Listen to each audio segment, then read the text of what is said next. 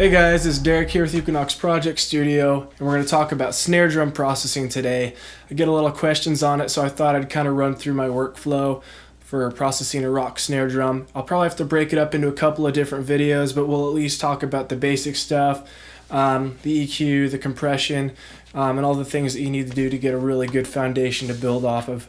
And then in later videos, we'll go into some other things like sample layering, automation, and things like that. So let's go ahead and jump into Pro Tools, and we'll take a look at my workflow for processing rock snare drums. Okay guys, so let's go ahead and jump into this session here. I'm gonna first off let you guys listen to a couple of bars of the drum kit. We'll just do an instrumental actually. I'll just pull out the vocals, so just listen to the drums and you'll get a feel for where it's at.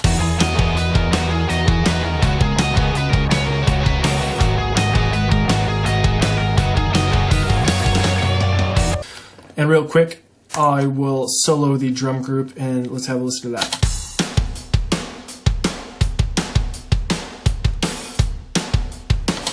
Okay, and the objective for me when I was mixing this for the client was to create a couple of things from the snare. I really wanted the snare to drive the beat home. You know, I may focus more on the kick or some of the cymbals in other songs, but the snare was really going to be the focus for the drum kit for me. So I wanted it to be a couple of things. I wanted it to be really cracky, have a really aggressive top end to cut through the mix. I wanted it to have nice bottom end to complement that, so to be full-bodied and thick. And then I wanted it to be wide and to really kind of fill up the sound field really well. And if you listen, you can hear that there's good stereo spread.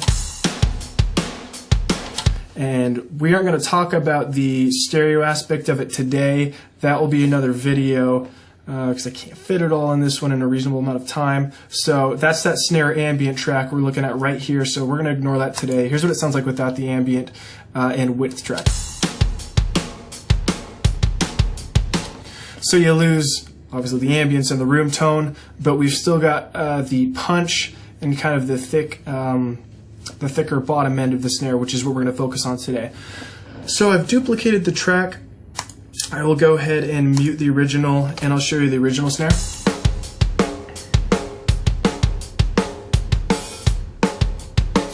That's how the client had the track recorded when it was brought to me. And there's a few things I didn't like about it. I didn't like the ring. Obviously it was a little bit thin and missing that bottom end that I wanted in there too. So what I've done is blend in a sample using Trigger 2.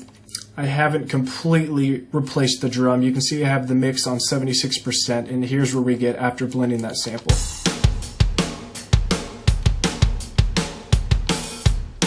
So that's how we get our starting point here. And just a quick word about samples. You know, there's no real right or wrong way to do that, but a tip I do have when you're using samples is to dial back the mix knob at least a little bit so you retain some of the original performance dynamics and it, you know, doesn't sound completely robotic. The little things like that are going to help your mix tenfold in the end. So that's something to consider. And obviously you could go through and experiment with samples you like. This was something that sounded great for the type of song, and the client liked it a lot as well, so that's what we stuck with. So going forward, we're going to go ahead and do some pre-compression EQ. You guys know how I like to roll with the EQ before a compressor. It's always cutting stuff, so let's go ahead and mix. We're just going to mix with the drum group so you can hear it a little better. Usually I'd be mixing with the instruments, but let's just go with the drums and start pulling out some frequencies that we don't need. Roll off that bottom end. I like to bring it up till it starts sounding thin. That's thin, and start bringing it back down. 150. So 82 is going to be good for the high pass. I do also like to low pass the close mic on the snare or the close sample to make room for the cymbals and some of the air for the vocals. Same concept, bring it up until it's taken something away that you need.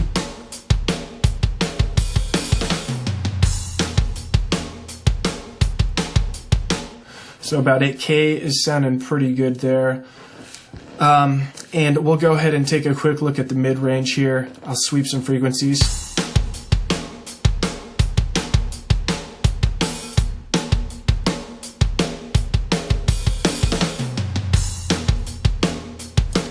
for the mids, I might actually pull in the rest of the mix and see if there's anything that's muddying that up. So let's go ahead and unsolo the drum group here real quick. Let me go down there and do that. And it's always obviously good to be checking where you're at with the rest of the mix. Let's listen to the mids in context with the mix. So.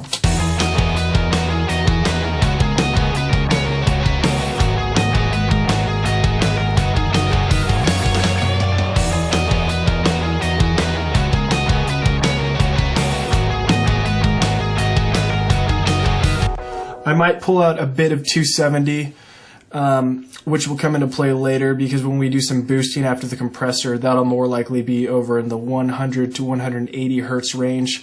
And doing, a couple dB cut out of that 270 will give us a nice little dip where we can bring up the low frequency without then also reciprocally bringing up the mids, if that makes sense. We don't want to have that low frequency boost cut into the mid, so that'll kind of give us some protection in the mid range and prevent us from muddying up the snare.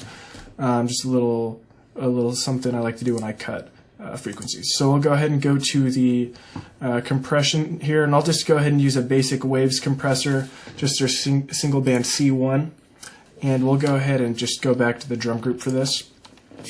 And you'll see when I dial this down, I'm going to go and set a threshold where I think will be a good starting point. We'll start with a 3-to-1 ratio, give or take.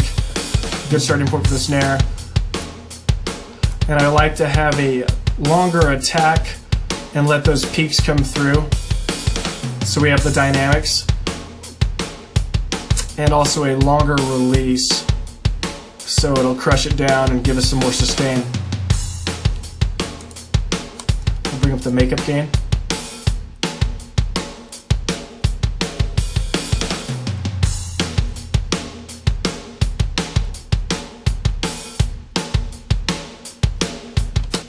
So it's just little improvements here and there. That's giving us a tiny bit more punch, a little bit more sustain. So we'll go and check it with the mix, see where we're at.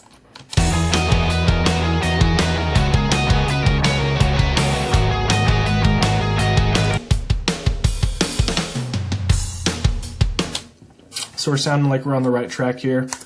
And we'll go ahead and move on to the post EQ, because now I'm still feeling like we're missing that bottom end in the body that I wanted to get out of it. So we'll start with 100 here and bring that up until we hear what we want to hear.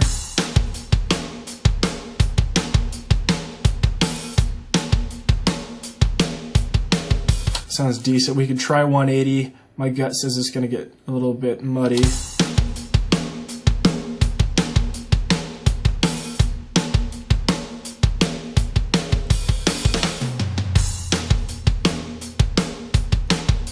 Yeah, we're going to stick with the 100, and right around 5 dB or so sounds pretty good to me. Let's go ahead and check and make sure we're doing okay.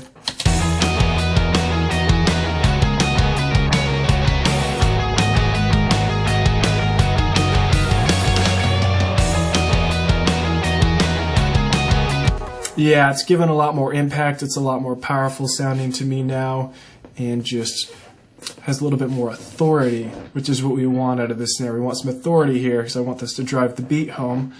So that's sounding good there. And you guys know I love harmonics on my snare drum. I love harmonics all over the place when I can use them, but on the snare is one of my favorite places. So we're going to go ahead and use a different plugin today than I usually do. We're going to use a stock plugin with Pro Tools, just the old lo-fi. And we'll go ahead and bring in a small amount of distortion to give it a little bit of grit.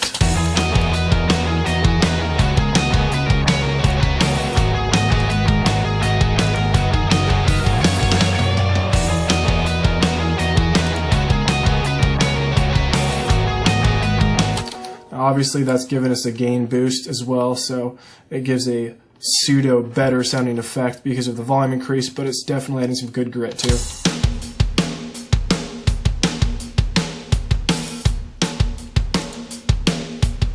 And it kind of brightens it up a little bit too. That digital noise that it adds kind of enhances the way that the wires sound, gives it a brighter accent on top that I really like.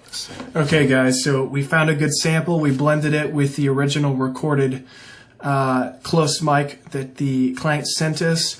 We got our pre-compression EQ. We've got our compression on there. We've got some post EQ to bring up the low end. And then we've also got some distortion added on top. So let's take a listen again in context with the instruments.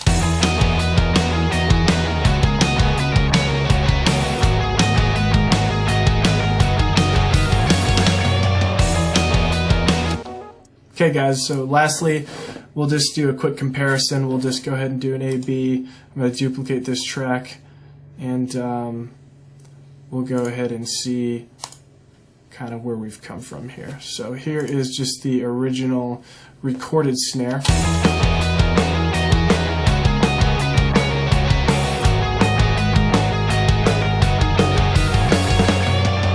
So here's where we ended up with our sample blended snare and our processing.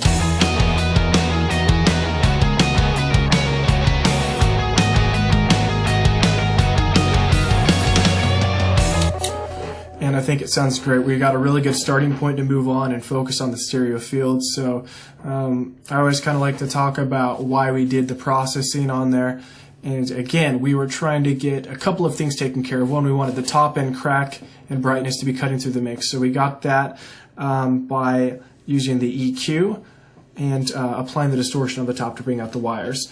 And we also wanted more body on the snare. So we have our post EQ after the compressor, which was applied, and we did that boost at 100 hertz, which gave us that body and kind of fills up that lower end of the snare spectrum in the mix. And we also kind of tamed the dynamics and made it a little bit more punchy and dominant just with the compression there. And we didn't use anything special with the compressor. It was just, you know, the Waves C1 single band compressor. You could use the Digi compressor. Any of those will do just fine. You don't have to use some fancy analog mimicking compressor plugin. These do just fine. So this snare is at a place where I would say it's ready to go ahead and move on to some sample layering to kind of create a wider stereo image for the snare and kind of fill up the room and make it sound bigger. So that's what we're going to talk about in the next video. Okay guys, so hopefully you can take some of those techniques and apply them going forward to your rock mixes, and it's stuff you can use in other genres obviously as well. It's just a workflow that I tend to follow for rock-based genres of music. So thanks so much for watching, and we should be back next week talking about layering samples and how you can get it a bit wider and a bit bigger sounding in your mix. So thanks for watching guys. This is Derek signing off. Have a great week.